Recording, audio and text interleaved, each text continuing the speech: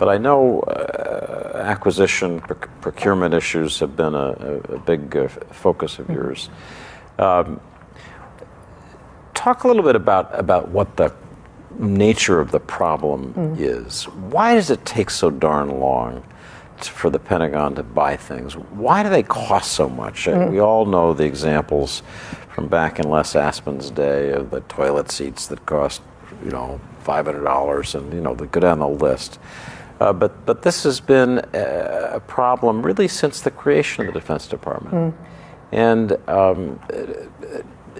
it does seem as if for all the innovative small projects to try to speed up acquisition, the kind of behemoth survives, and continues lumbering into the future. Why does it take so darn long and cost so much? And what really can you do to change that? Well, we've set it up really that way with regulations and so forth. Fortunately, the Congress has given us some new authorities to get faster and to delegate authorities further down to program managers who can be held accountable.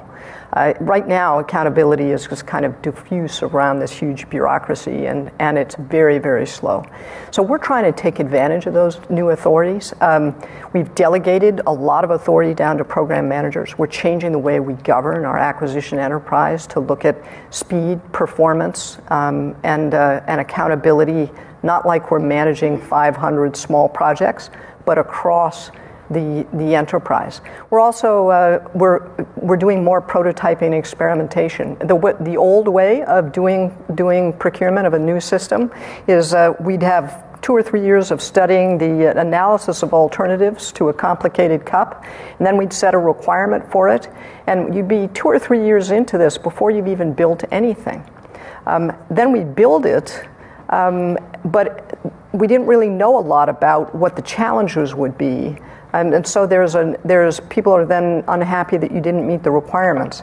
Instead, we're now going to start prototyping early, figuring out what's within the realm of the possible, then setting the requirements and going rapidly to acquisition. Those are new authorities. The other one is 70% of our cost of aircraft is actually in the maintaining of the aircraft. It's the spare parts and all of those things. We are just setting up, we call it the Rapid Sustainment Office. There are new technologies in manufacturing that mean we don't have to go out to a supplier, some of whom are no longer in business. Just in the first quarter of this year, we had 10,000 requests for parts that there wasn't even a single bidder because the company is no longer in business. They have, there's no business case for one part. This is actually the trim wheel for the rudder trim on a KC-135 tanker. If you don't have it, you can't fly. It's a vital piece of equipment. The company that makes them is no longer in business. We reverse engineered this and 3D printed it. We are announcing this week that we are starting a rapid sustainment office to do more 3D printing, robotics on the depot line. Another one is called cold spray, which is repairing of metals rather than replacing them.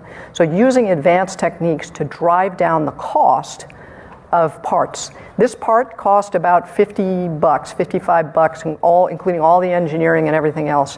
If I had to go out to industry and have them set up the traditional way to do it and buy one part, this is over $700.